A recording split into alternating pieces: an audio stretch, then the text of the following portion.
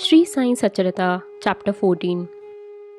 Title: Ratanji Wadia of Nanded, Saint Mohli Sahib, and Dakshin mein Mansa. In the last chapter, we described how Baba's word and grace cured many incurable diseases.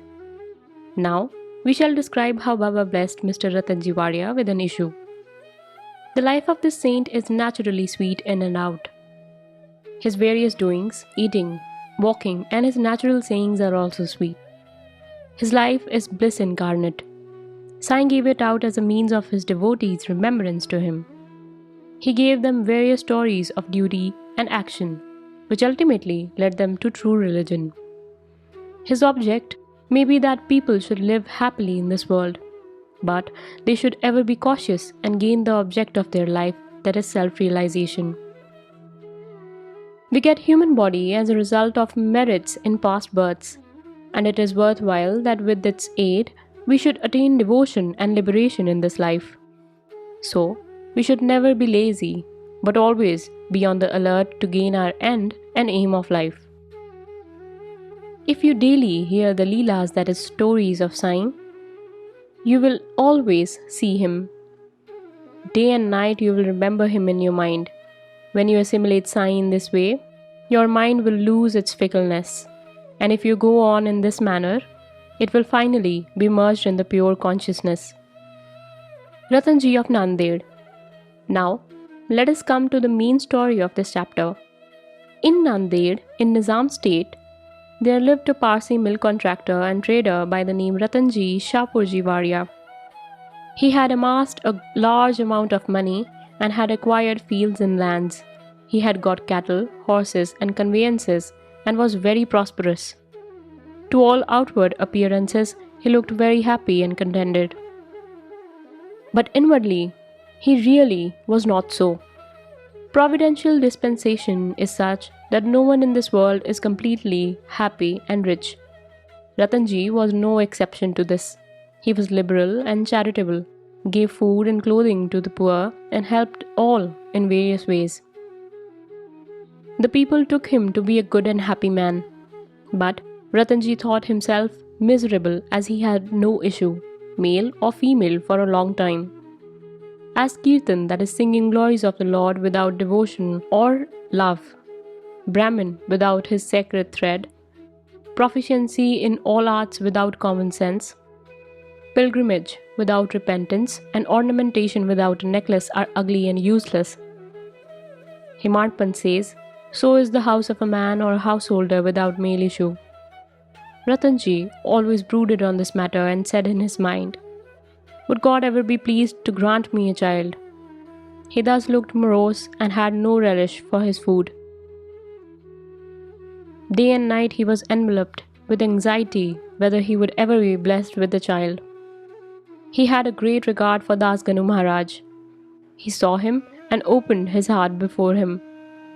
Dasganu advised him to go to Shirdi, take Baba's darshan, fall at his feet and seek his blessings and pray for an issue. Ratanji liked the idea and decided to go to Shirdi. After some days, he went to Shirdi, took Baba's darshana and fell at his feet. Then opening a basket, he took out a beautiful garland of flowers and placed it around Baba's neck and offered him a basket of fruits. With great respect, he sat near Baba and prayed to him, saying, many persons who find themselves in difficult situations come to you, and you relieve them immediately. Hearing this, I have sought anxiously your feet. Please, therefore, do not disappoint me. Sai Baba then asked him for dakshina of ₹5, which Ratanji intended to give, but added that he has already received 3, 14, 0 rupees, that is 3 rupee, 14 pice and 0 anna from him, and that he should pay the balance only. Hearing this, Ratanji was rather puzzled. He could not make out what Baba meant. That was the first time he thought that he went to Shirdi, and how was it that Baba said that he had formerly got ₹3 and 14 pice? He could not solve the riddle. But he sat at Baba's feet and gave the balance of dakshina asked for, explained to Baba fully as to why he came and sought his help, and prayed that Baba should bless him with a son. Baba was moved and told him that he shouldn't worry. And it was at that time that his bad days had ended. He then gave him his udi, placed his hand on his head, and blessed him, saying that Allah, that is God, would satisfy his heart's desires. Then, after taking Baba's leave, Ratanji returned to Nanded and told Das Ganu everything that took place in Shirdi. He said that everything went on well there, and that he got Baba's darshan and blessing with prasad. But there was one thing which he could not understand. Baba said to him that he had got rupees 3 and 14 pies before. Please explain as to what Baba meant by this remark. He said to Das Ganu, I never went to Shirdi before. And then how could I give him the amount which Baba referred? To Das Ganu also it was a puzzle, and he pondered much over it for a long time. Sometime afterwards, it struck him that Ratanji had received some days ago a Mohammedan saint by the name Mauli Sahib in his house and had spent some money for his reception. This Mauli Sahib was a Kuli saint well known to the people of Nanded. When Ratanji decided to go to Shirdi, this Mauli Sahib accidentally came to Ratanji's house. Ratanji knew him and loved him, so he gave a small party in his honor. Das Ganu got from Ratanji the yadi of expenses for his reception, and everybody was wonderstruck to see the expenses amounted to exactly rupees 3 and 14 pies. Nothing more, nothing less. They all came to know that Baba was omniscient, that though he lived in Shirdi, he knew what happened outside, far away from Shirdi. In fact, he knew the past, present and future, and could identify himself heart and soul with anybody. In this particular instance, how could he know the reception of Mauli Sahib and the amount spent therefore, unless he could identify himself with him and be one with him? Ratanji was satisfied with this explanation, and his faith in Baba was confirmed and increased. In due time afterwards, he was blessed with a son, and his joy knew no bounds. It is said that he had in all a dozen children, out of which only 4 survived. In the footnote towards the end of this chapter, it is stated that Baba told Rao Bahadur Hari Vinayak Sathe after the death of his first wife to remarry, and that he would get a son after that. R.B. Sathe married second time. The first 2 issues by the wife were daughters, but the third issue was a son. Baba's words did turn out to be true, and he was satisfied. Dakshina Mimansa. Now we shall close this chapter with a few remarks about Dakshina. It is a well-known fact that Baba always asked for Dakshina from people who went to see him. Somebody may ask a question, if Baba was a fakir and perfectly non-attached, why should he ask for Dakshina and care for money? We shall consider this question broadly now. First, for a long time, Baba did not accept anything. He stored burnt matches and filled his pockets with them. He never asked anything from anybody, whether he be a devotee or otherwise. If anybody placed before him a pice or 2, he purchased oil or tobacco. He was fond of tobacco, for he always smoked bidi or chilim, that is an earthen pipe. Then some persons thought that they could not see saints empty-handed, and they therefore placed some copper coins before Baba. If a pice was placed before him, he used to pocket it. If it was a 2 pice coin, then it was returned immediately. Then after Baba's fame spread far and wide, people began to flock in numbers. Baba began to ask Dakshina from them. It is said in the Shruti, that is Veda, the puja of the gods is not complete unless a golden coin was offered.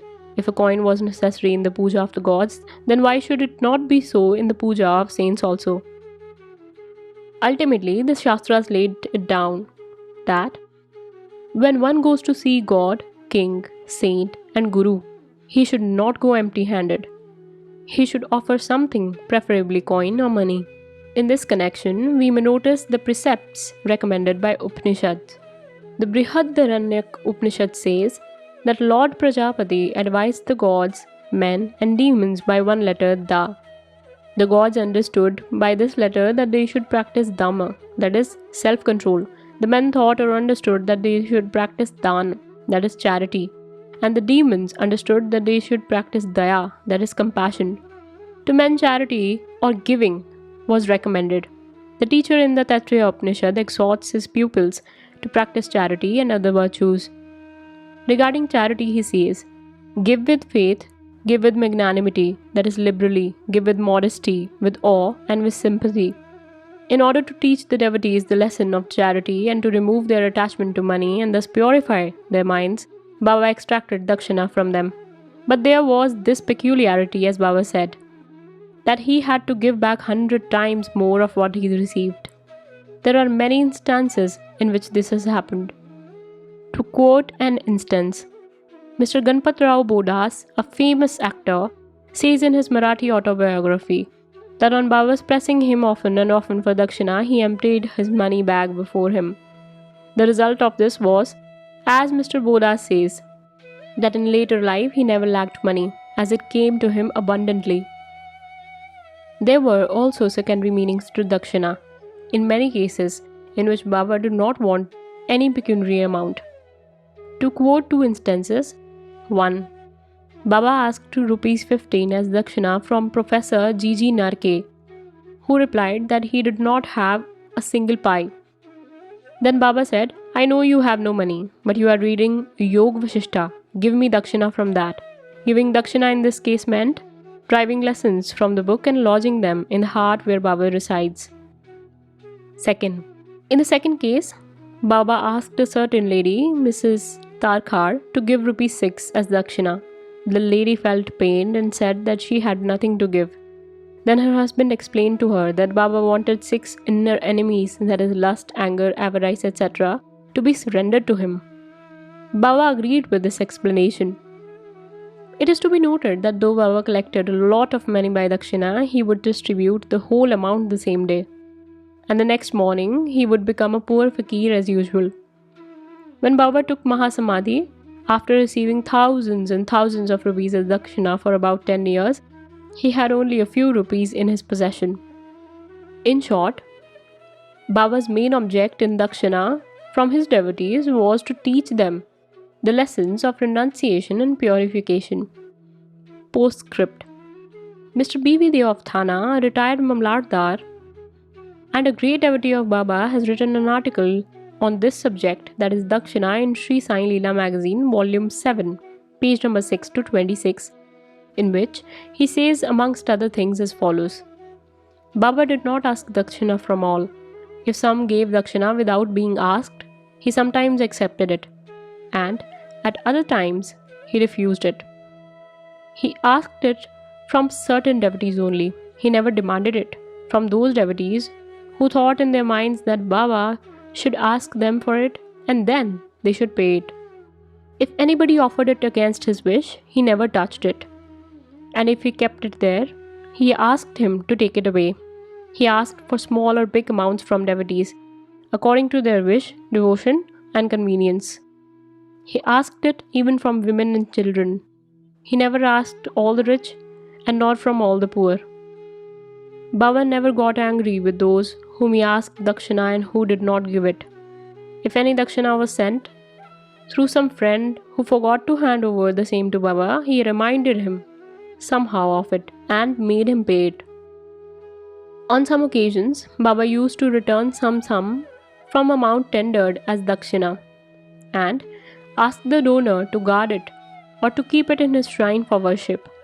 This procedure benefited the donor or devotee immensely. If anybody offered more than he originally intended to give, he returned the extra amount. Sometimes he asked more dakshina from some than what they originally intended to give, and if they had no money, asked them to get or borrow from others. From some he demanded dakshina 3 or 4 times a day.